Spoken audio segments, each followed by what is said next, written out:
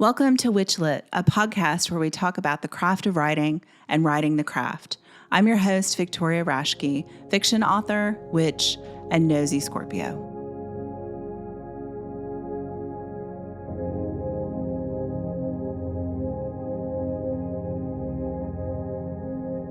Jason Mankey has been involved with paganism for the last 20 years and has spent the last 10 of those years as a speaker, writer, and high priest. Jason can often be found lecturing on the pagan festival circuit, so you might just bump into him in some time when we have those again.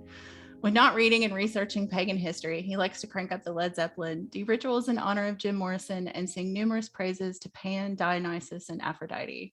He writes for Patheos Pagan and is the author of Transformative Witchcraft, The Witch's Athame, The Witch's Book of Shadows, The Horned God of the Witches, and several books in the Welland Witches' Tools series, and most recently, The Witch's Book of Spellcraft.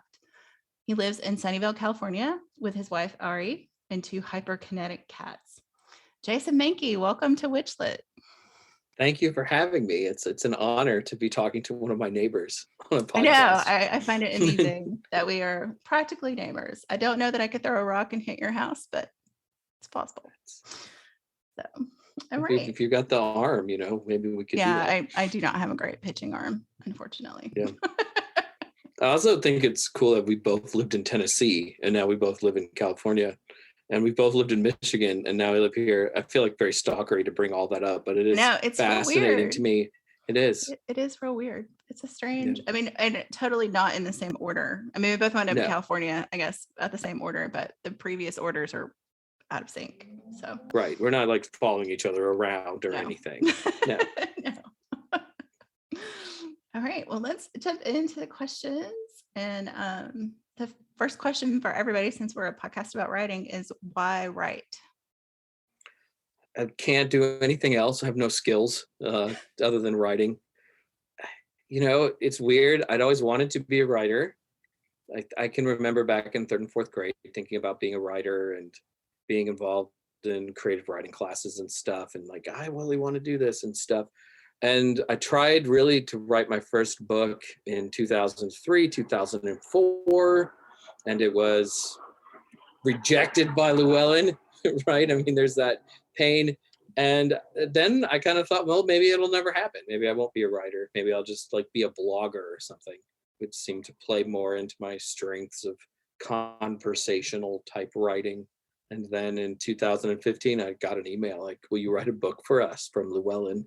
And I danced around the house. I'm so happy. My wife got home and she's like, how much is that going to cost me? And, So, and then I've been doing it ever since. And it really is a dream come true to see like my name on the spines with a moon by it. It's a big deal. Yeah, that name on the spine thing is pretty huge. So you kind of gave us a little bit about your writing journey there. So they just approached you to write a book, or was it because they knew, what was the impetus for them to reach out to you to write a book? So I've been talking on the pagan lecture circuit. There used to be a pagan lecture circuit pre-COVID, and I'd go to a lot of festivals and I would meet people. And one of the people that I'd met was a woman named Alicia Gallo, who was the acquisitions editor at Llewellyn for witchcraft and magic books. And sadly, she rejected my first book, but I didn't take it personally. That's her job, right? Like, is it good enough or not good enough? And I'd pick her up from the airport and we were friendly. And this is when I lived in Michigan. 2011, I moved to California and I started writing online with a lot of frequency. We moved out west for my wife's job, so I had a lot of free time, and I began blogging, which I hate that term. I never really thought of it as if I'm a blogger. I kind of thought of it as I'm writing articles, like I'm a magazine writer kind of thing. And I ended up at Patheos Pagan, which was the biggest sort of online outlet for writers in the witchcraft genre, kind of bigger reach than an independent blog or something. And I wrote an article about Athames for that. And Llewellyn had just started the Witches' Tools series. And they thought, well, he knows the history of Athames. Maybe he can turn that into a whole book for this series. And they sent me a message, and my writing had improved though, because I've been blogging. So I've been writing like 3 or 4 times a week. And before that, I just kind of thought, well, I'm smart. I can just write. It'll be fine. And I don't really think it works that way. I think you have to continually work at it. And the more you work at it, the better you get at writing. And the blog allowed me to find my voice as a witchcraft writer. And my friend Alicia, who offered me the book contract, was paying attention. And so, right place, right time. But I had to work at it for a while and make contacts and things. Most people don't get asked to write a book. So I feel very, very lucky that I got to fall into this that way. Yeah. I mean, that's a nice way to, I mean, you do have your rejection letter, for your street cred, but you still got, invited to do it. So I think that's pretty cool. Yeah.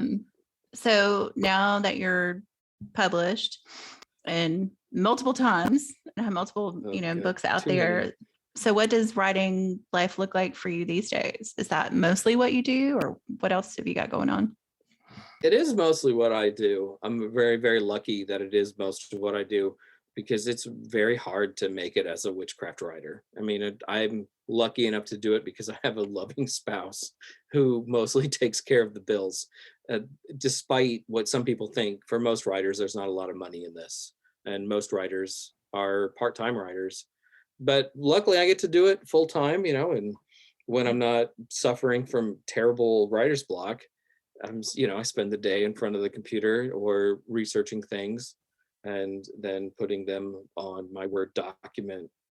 But it's pretty much all I do. I spend a couple days, a month maybe, at a local used bookstore where I work. And just because I like people, I miss human beings. So that's always fun to be at a job where I get to talk to others. As hard as I try, the cats do not talk back to me when I'm working on books. Yeah, mine, I think he thinks really hard, but he doesn't talk out loud so far. I'm not sure mine think very hard. They just are. They're adorable though. So when you introduce yourself to people, do you introduce yourself as a writer first, or? Oh, absolutely. That's what I do, right? I mean, it's 9 books in, so it feels like it's a real thing, right? You go to a great witchcraft shop and my name is on a whole shelf almost with 9 books. And there are other things too. Like I write for Llewellyn's annuals.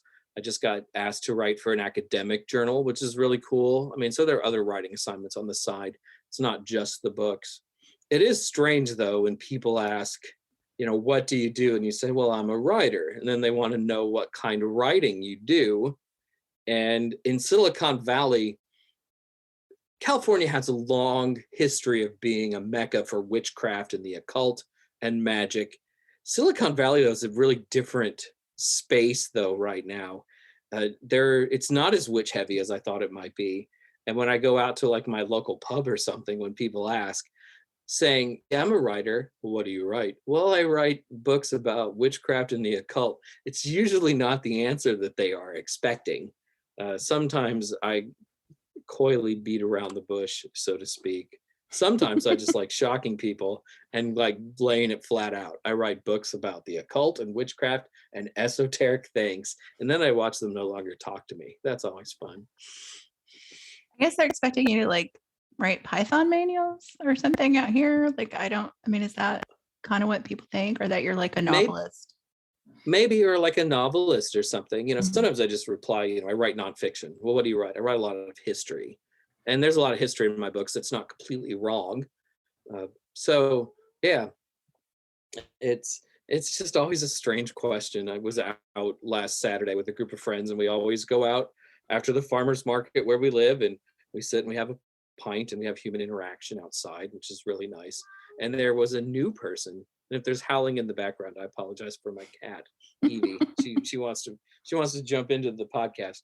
And one of the people there had never been there before, and he's like giving me he's grilling me, like, what do you write? I'm like, well, I did write a book kind of about Christmas, Llewellyn's Little Book of Yule, He's like, I'm a Christian. Would I like that? I'm like, I don't know. It does say Jesus in it 4 times, maybe. Right? So it's always strange talking about it. I mean, it's comfortable in pagan and witch spaces. It's really different sort of out in the mundane world because it's just not the answer that people expect. especially where we live. So you've got 9 books, got this stuff going on the side. So what goals do you still have for your writing? Like what's the next thing you want to tackle or do?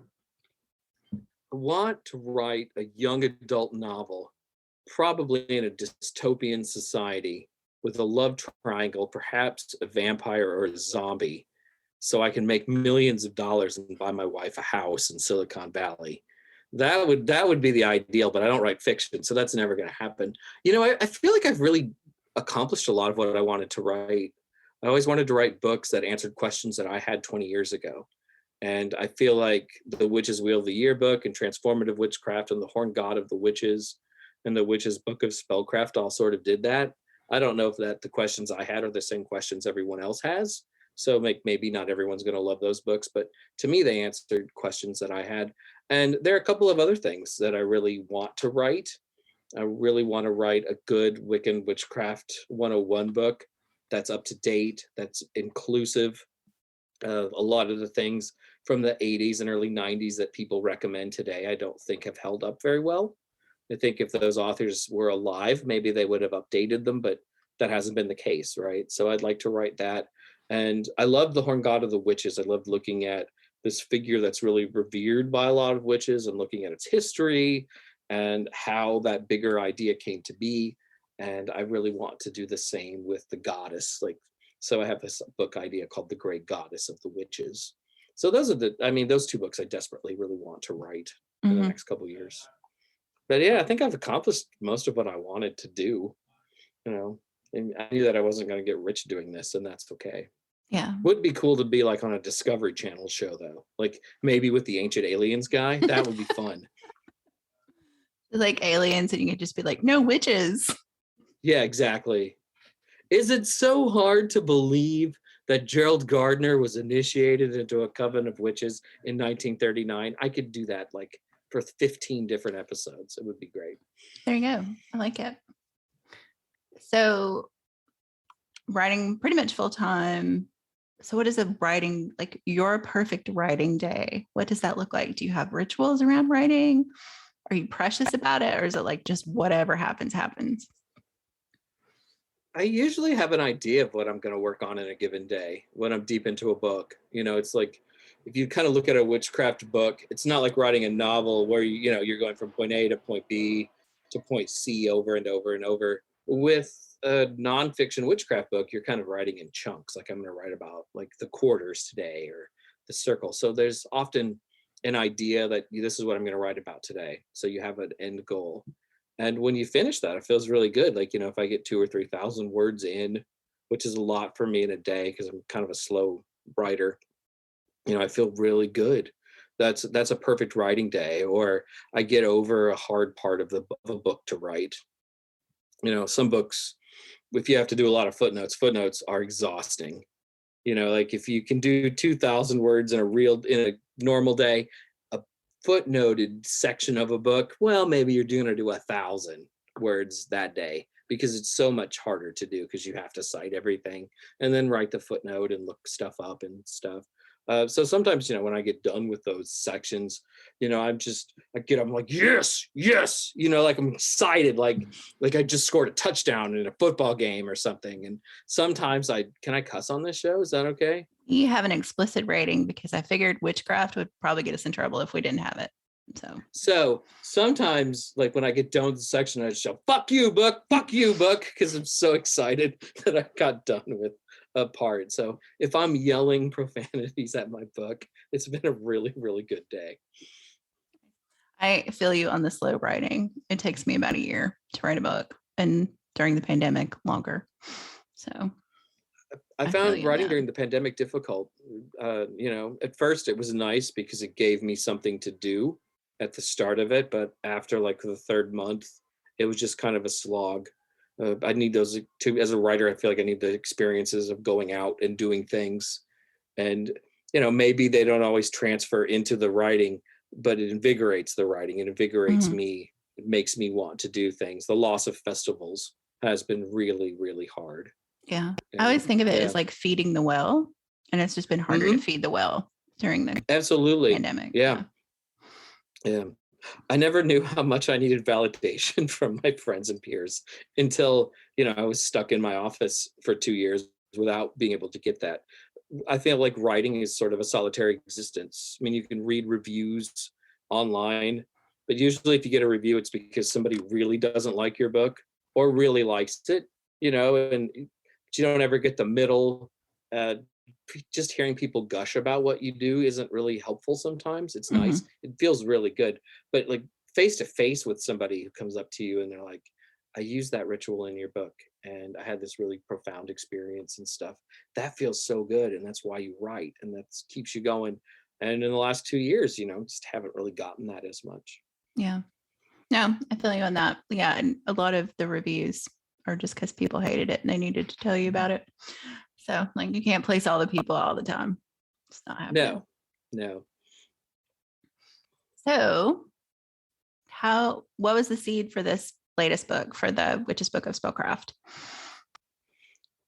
That's a good question. I always wanted to write a book about how does magic work, right? I mean, sometimes you read spells and it's like, here's the spell, but there's no context around the spell. Just do this, you'll get some money. Well, why does that spell work? Do this and you'll get some money. But why does it work? Like, what are these different properties and how are they functioning together? And that's what I wanted to write. I wanted to write a book that had that sort of information, like, will carrying a piece of basil in your pocket change your entire life? Probably not, but there is some power there. And how can you utilize it? What can you do with it? So it was just one of those ideas I had. Most of my ideas are always in the shower. It's just a very relaxing place in the day. And I started thinking about this book like, well, I could write about crystals and I could write about herbs and then candles and, oils and incenses and all these different things. But one thing I'm not good at is really writing spells.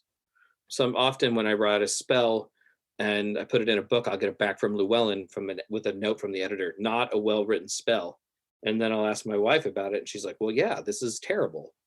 this is this is what you need to do to write a better spell." So while I was thinking about this book, I was like, I have friends who are good at writing spells, who are really good at putting those ideas together. So I could write about how these things work and the properties of various things. And then my friends could help me with some spell work too. And that's how the book came together. Matt Cavelli, who's one of kind of the co-authors of the book, he was the first person I asked. And he's like, we should ask Ari too. Ari, my wife. And then he's roommates with a girl named Amanda Lynn, and they're all in our coven that we do witchcraft together with. And Matt's like, well, Amanda would be great too. She's very good at spells. So it was nice to get these three other voices in the book to kind of help me with the spell work, but also to share how they view magic, because it's such a personal thing, and sometimes it'll all contradict itself. I feel like I've just rambled and like gotten far away from your original question, but I remember that like shower really specifically, and then running out of the shower and messaging Matt, and then having this, we should bring these other people in sort of conversation. So is that really different, like writing with that many contributors? Because you also have those contributors, and then you also have like additional essays from other folks, and other people have contributed spells. So how is like kind of wrangling all that? It was difficult, and we wrote it during COVID too, which kind of changed how we were going to do it. I mean, the plan was Matt and Amanda were going to come over. We have a ritual room in our house, and I was just going to watch Matt, Amanda, and Ari create spells in the ritual room, right? Because that's how we do it in Coven, just sort of spontaneous. And I would just take notes in the background. And we got to do that maybe once, but then like Delta hit and, all kinds of things. Like it just was never ending.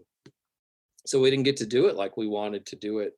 Um, so a lot of it was, here's an idea of a spell online. And Matt and Amanda and Ari had never written a book before. So a lot of it was they kind of gave me like notes, and then I would kind of formulate it into a book.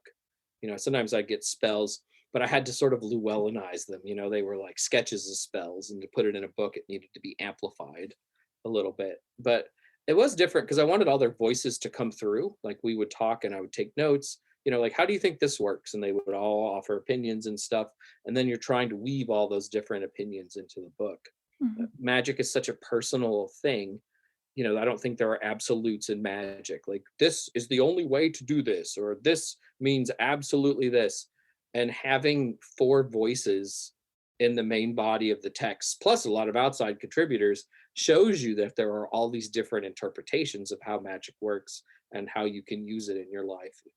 It was kind of challenging. I would take our pages of notes and then turn it into a chapter. And while I would like go through the notes, I would like check like this. Oh, yep, I've gotten that perspective. I've gotten that perspective. I've gotten that thing. I've co-written a couple of books before. The Witch's Altar with Laura Tempest Zakroff was the first one. But for that, we really just sort of divided it up. Like, I was going to write about this and she would write about that. And, this chapter's mine, this chapter's hers, et cetera, et cetera. But this, I had all these ideas, but I probably wrote 95+% of the book. So it was really different in that regard.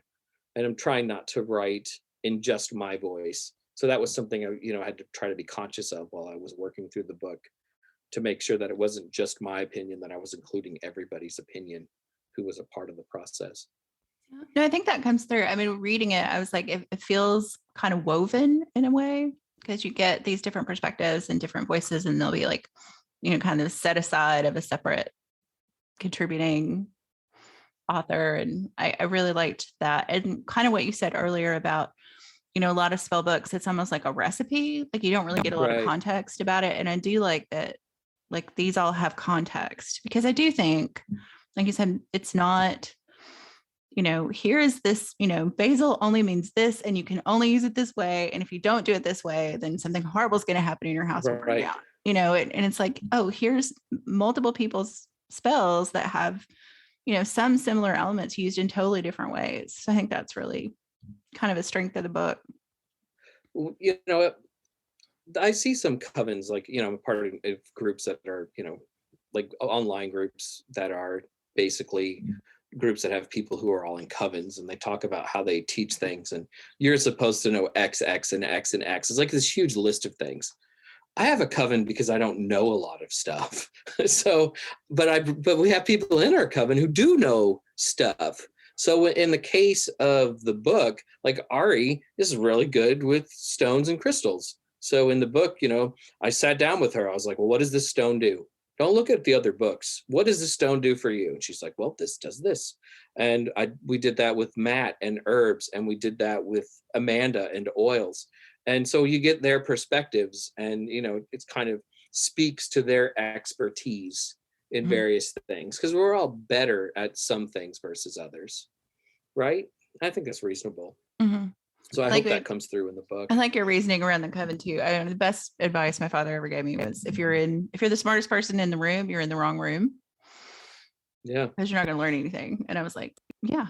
So I like that approach to, not being the be all end all just because it's your coven. So. Absolutely not. I mean, we all have strengths. I'm pretty good at writing rituals, but when we do magic as a group, I step aside and I let those other three people basically lead it, because they're much better at it. Mm-hmm. It was fun to write a book with people who are in our coven, right? Because we have these relationships now for 10 years.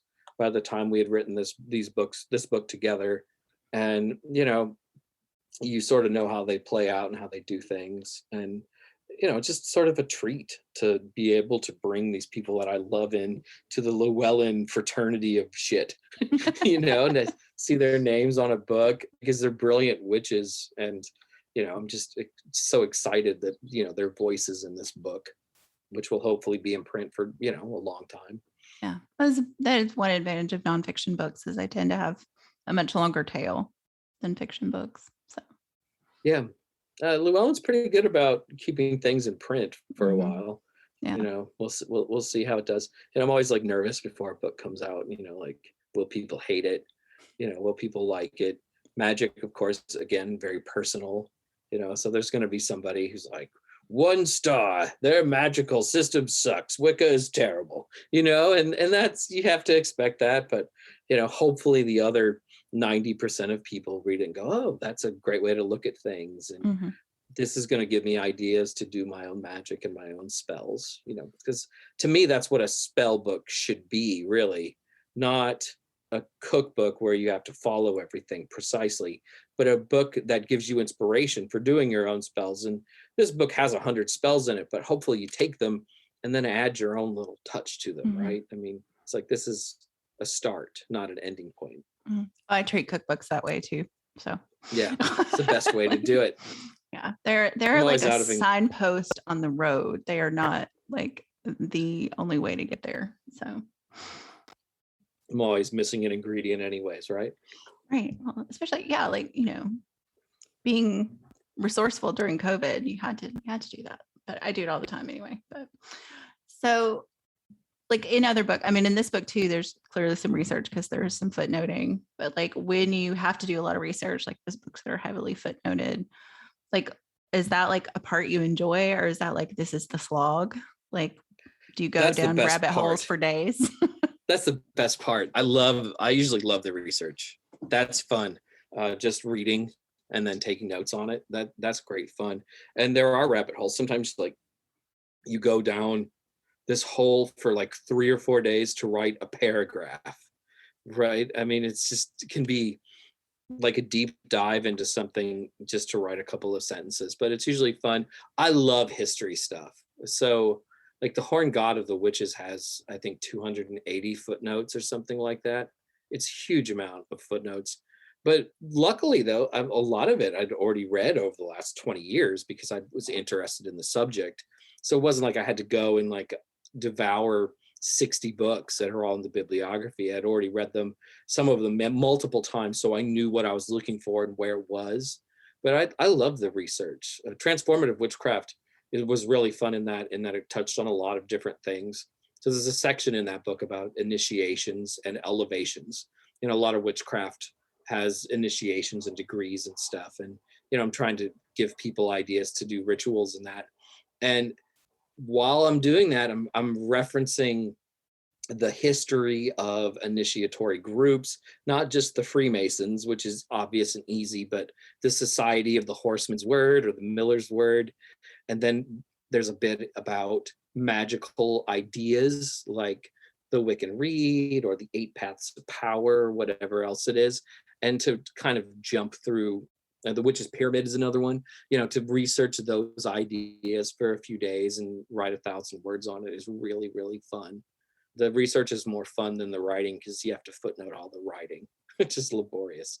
But the research is really, really fun. This book was less research, the spellcraft book. It opens with some history of magical philosophies and whether you should use them or not use them and what they really mean.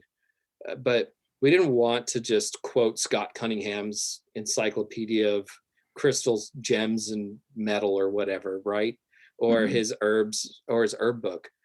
Those books already exist. So like, what did we get out of it? So instead of reading books and taking notes, it was working with the people who helped me write the book and taking notes on what they said, and sometimes disagreeing too. That's one thing I love about the book. There's a couple of instances where we disagree on things.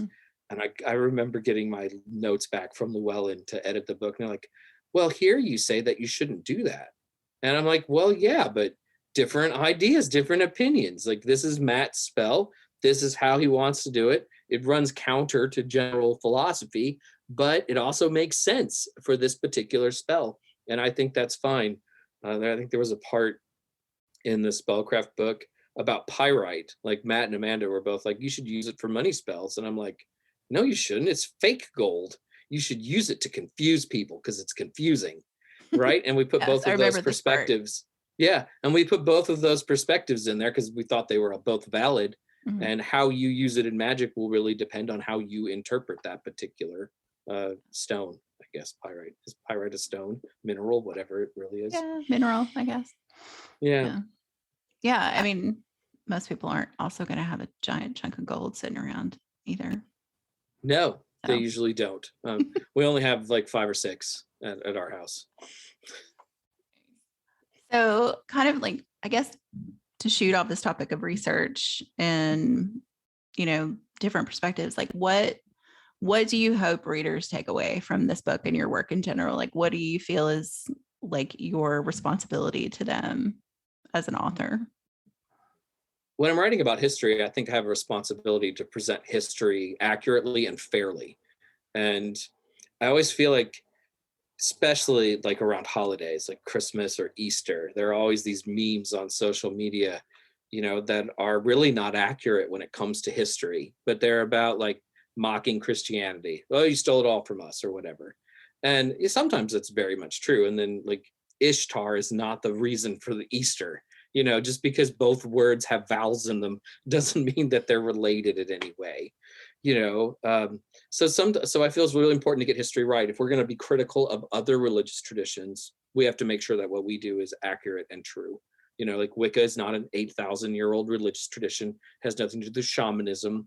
We should be accurate. So I always try really hard to make sure that I'm telling the truth, even if it's not the truth that maybe we want, which happens from time to time. Mm. And then the other big thing is inspiration.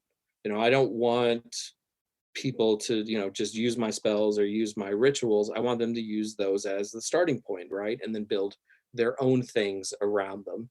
The Witch's Wheel of the Year is a book about the Sabbats, but it's also about how to do ritual, and it has 3 Sabbat rituals for every Sabbat. Like, one for solitaries, one for covens, and one for large groups. And I think a lot of those rituals are really good. I think most of our written rituals aren't particularly good, but I don't want people just to read it like I wrote it, right? I want them to take it and make it their own and change things around if something doesn't resonate with them. Take the germ of the idea and then, go down lots of different pathways. I think that's fun.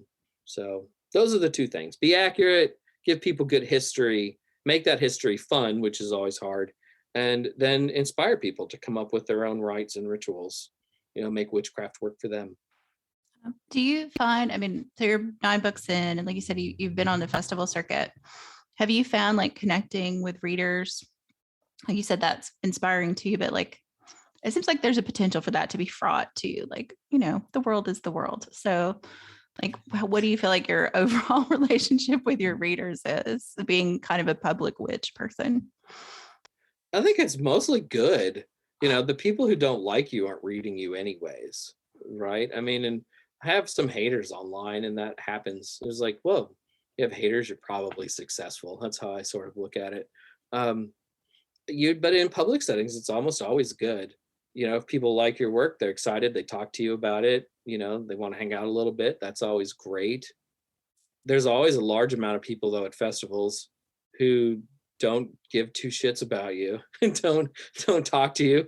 It's like, oh, you're here to do workshops, well, that's great, but they don't go to any of them. So it's, so you kind of get 2 sides of the coin, which is great because it keeps you humble, right? Mm-hmm. It's nice that everyone isn't excited that you're there. So, but mostly it's good. I love doing it, and if it wasn't good, I don't think I would do it. So yeah, I've never had like weird stalkery things about it. That's good. It is sad like when somebody like gives you like a bad review of what you've done.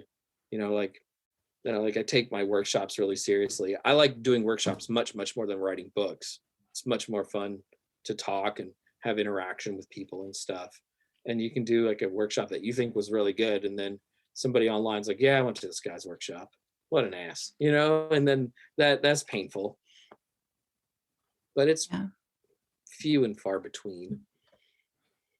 Well, I would imagine like that kind of setting too, like it's kind of like the review situation, right? Like you're gonna hear like the worst things more than you're gonna hear the people like, oh, I enjoyed that and went on to their next whatever. So the best is when you're done, when nobody wants to leave. That makes you feel like you've done something really good. Like people have enjoyed what they've heard and they want to hear more, even though you're done talking for the most part. That's always really nice. Or you have a full room and it's full at the end of what you're talking about. I've been to festivals where people have walked out on speakers because maybe the speaker wasn't particularly good or whatever. I've always try really hard not to do that because I know it rips my heart out when I see it. But usually it doesn't happen to me very often, so I must be doing something right. Okay. Or you're just intimidating and they're afraid to leave. I don't think I'm intimidating at all. I'm a short little blonde-haired kid. I don't really think I'm very intimidating. Well, that's good though. So kind of, I guess, again, to build on that,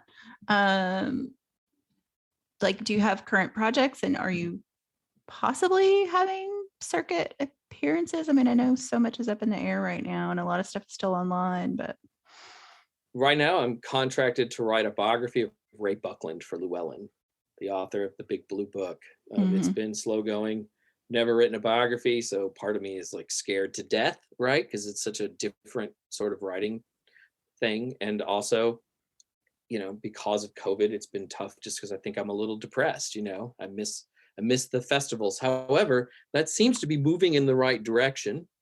There's Pagonicon in Minneapolis next month over a Star weekend, and I will be there with Lilith Dorsey and Keldon, who just wrote The Witch's Sabbath, which is a great book, and Laura Tempest Zakroff. So those are all people I really, really love, and I'm excited to see them for the first time in a couple of years in 2 cases. So there's that, and then there's the Pagan Unity Festival in Tennessee. So, going back to where I grew up, that's always fun. So there are some activities coming up, which is exciting. Hopefully they don't get canceled. I was supposed to be at Convocation in Detroit at the end of February, and that got canceled obviously in 2021, and then it just got canceled in 2022. So yeah, I saw the news about that one. That one was a killer. It was a killer. They've got 3 levels of presenters. There's like presenters, and then there's like featured presenters, and then guests of honor. And I lived in Michigan for a long time, and that was the first big indoor festival I ever went to. And this year, in 2021 and 2022, hopefully now 2023, I was supposed to be the guest of honor, which is like this huge deal to me because I love that festival so much, and there's so much history there with it. And me, to watch it continue to get pushed back has been really hard. Yeah. So I wanted to ask you too, now that you're podcasting about books, and if people haven't checked out the Witch with Me Books podcast, they should do that because it's excellent.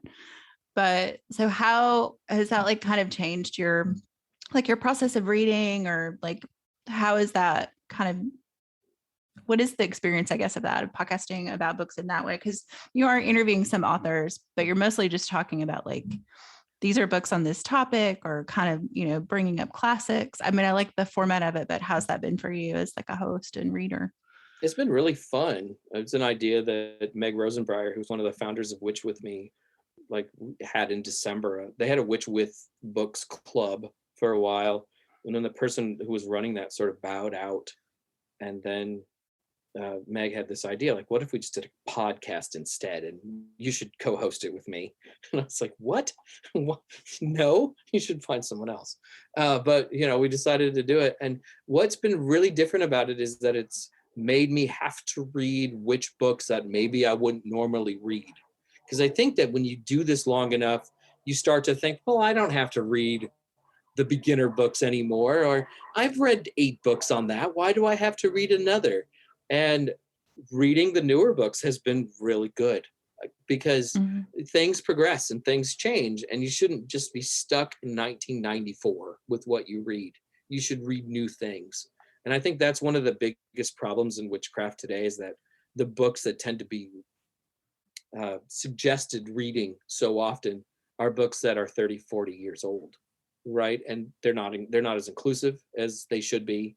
There are things in them that are just really, really, really wrong from a historical perspective. So getting to read newer things has been really fun, like kind of going outside my comfort zone and reading. The podcast too, we wanted to do something that moved really fast. So we have 8 or 9 different segments, which was an idea that we stole from a show on ESPN called Pardon the Interruption. Meg actually watches sports. I watch sports. As witches, that seems to be a strange thing for a lot of people. So we both had experiences with this show, and we liked the idea of covering topics really quickly, right? Here's a review of this book, but it's only a review for a minute or 2, right? So we can talk about a lot of different things. Yeah, no, I like the format. I didn't realize it was based on something else, because the only sport I really watch is my husband's into Formula One, so I watch racing. That's about it. No, it's Pardon the Interruption is this really fun show, and it's just 2 pundits, and they have this list of what they're going to talk about for the day. And when we do the show, we have a list and also we kind of have it timed, like, this is only going to be 5 minutes. And some of the segments are supposed to be fun, like yay or nay. Like, these are new books that are coming out. Are you going to read them or not read them? And sometimes the answer is no, right? I mean, because you can't read everything. Right. Yeah. I So we wish. want to have, what's that? I said I wish you could read everything, but you can't. Yeah, I don't know. There's some things I just don't want to read. And there's some things, you try to read and it just doesn't grab you, whatever. Like, not every voice is going to appeal to every reader. And that's okay too. Yeah. The podcast has been fun though. I used to podcast on my own, and mostly I just kind of interview my friends who, are authors or bloggers or whatever. But this has been, I don't know, there's something about it, the quick snappiness of each little segment, and having somebody that's a co-host that's kind of equal on the show has been really fun. Meg's usually is really fun to talk about, and our witchcrafts are much, much different. Like, this will hurt some people, but I'm not into astrology. I'm not even sure that I believe in astrology, though I will tell you I'm a Capricorn, so I'm not supposed to believe in astrology. So it's fair. But, Meg is a huge believer in astrology. So, really different perspective there, about what we're going to read or not read and how we look at the world. And I like that, because not all witches are exactly the same as I am, right? And I like being exposed to these other ideas and things. So between writing and like the research you do for that, and like now this kind of different level of reading for the podcast, do you feel like that shapes or has an impact on your practice in like a real way? It's hard. Sometimes it's weird because, like, you spend all day doing witchcraft stuff, right? You're writing or reading or, broadcasting, whatever it is, but it doesn't feel like you're doing witchcraft. It's like you can see witchcraft in the distance, but you're not doing it. Obviously it does reflect, like what I do as a practice sometimes, because you take ideas from the research or from the books that you read or from talking to other people. But sometimes it's not as much as maybe people think, right? Yeah. Really, when I think about it, like, the rituals that I get to do are the fodder for writing the books. So, like, the books are more influenced by what I do as a witch than reading and researching influences what I do as a witch. Does that make sense? No, yeah. It does make sense. Yeah. I mean, I think everybody's, takeaway from that is probably a little different, or like a mix of things too. Like, I talked to Corey Hutchison, and he said, they kind of feed each other, like doing his podcast and the reading for that feeds his practice, and his practice feeds back into that. So that makes sense. And there's sometimes when you read a weird historical thing and you decide to build a ritual around it. I mean, I love that. I mean, I do rituals that have, like, that aren't from books at all, but they're inspired by books that don't have rituals in them, like Margaret Murray's Witch Cult in Western Europe. I'm going to use that to recreate what a ritual might have looked like, based on her book. Or Robert Cochrane, who was like one of the first traditional witches. He never wrote a book. He wrote some magazine articles and some letters to people that have been published. So you take that information and then try to create a ritual in the style that he might have done. That's really fun to do. And then if those rituals are successful, I throw them in the books, So the ritual practice sort of informs the books. But sometimes I guess I'm doing the ritual practice because I read about it for research or something. Yeah. I like it. So I have a last question for you, which you know about because I sent you the questions. And on the topic of astrology, I am a Scorpio, and I do like to talk about things we're not supposed to talk about. Oh no! That's that list of questions. That list of questions, yeah. So I'm gonna roll this lovely D&D die, and depending on what number I get, you get your last question. Oh no! So the topics are death, sex, religion, politics, or money. And if I roll a 6, you get to pick which one you want. I hope it's about sex. Let's hope it's about sex. Okay. 1. Death. Oh no, I don't want to. Sorry. It's kind of the opposite of sex. I apologize. In French, the word orgasm translates as a little death. So they're connected. Yeah. Well, this question isn't very sexy though, I guess.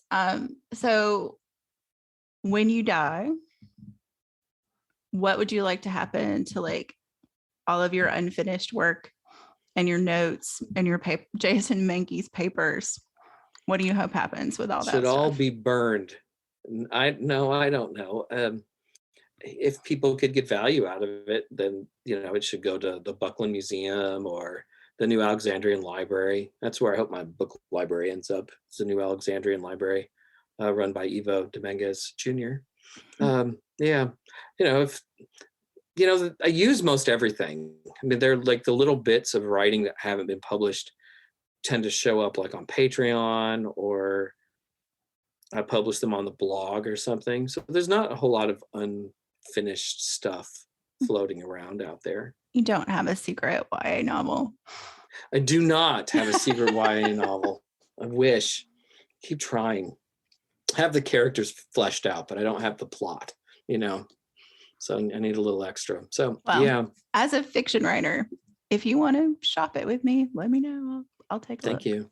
I'm a massive cheerleader for getting more fiction in the world. So, yeah, Estrella Taylor, who I co-wrote, I think it was originally called The Witch's Guide to the Greek Gods, and now it's called something else. It's always it's tough being a writer because Llewellyn will change the names of your book, and then you don't know the name anymore, which will be out in December. She's a fiction writer too, and it's been really fun. That was fun writing a book with somebody who writes fiction, because it's not what I write. And there's just sort of a different approach to how she writes because of it being fiction. Yeah, that book is going to be called Modern Witchcraft with the Greek Gods: History, Insights, and Magical Practice in December. Cool. Too many books coming out. Oh, are there too many books? Yeah, it feels that way sometimes. I mean, like when you're trying to actually make a splash with yours, it does feel that way. But I don't know. I'm just glad lots of stories and information is in the world. So we do live in this golden age of witchcraft books. Mm-hmm. There are more books than ever before. I think and people, especially older generations, lament the books. They're not good books. And I'm like, no, most of them are really good books. There's a lot of them, and I think a lot of them are good. And I think there's more availability. Yeah. And I think there's a lot of a lot more interesting and kind of hardcore academic books too. If you want to get super nerdy, you can get super nerdy. Yeah. There's a lot of interesting stuff happening. So. And if you want to go down a tangent and look really closely at just one thing, there are books about that now. It used to be that this an athame book, you would read about an athame for a paragraph in a book, and then you would not really read about it anymore, right? And then now there are whole books about athames. I don't know how good The Witch's Athame is, but it is a book about just athame, so you can dive deep down the rabbit holes. Right. And then jump off from your bibliography section. So absolutely. Great. Well, Jason, thank you so much for being on the show. And I am so pleased to find out we're neighbors, and wherever that takes us. It's crazy. Yeah. We're stalking each other. No, probably not. Just running into each other at the grocery store. Each other at the farmer's market. Yeah. Well, cool. Well, thanks again. And, next book comes out, give us a shout. We'd love to have you back on. Oh, this was fun. Thank you for having me. As an author, I always like listening to myself talk. So thank you for giving me the opportunity. Thanks.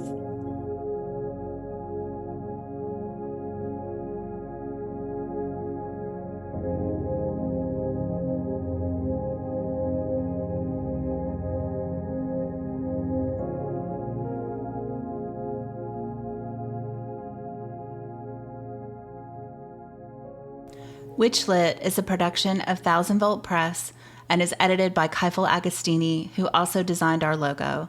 Our music is Cosmic Glow by Andrew K. End, licensed from Pixabay.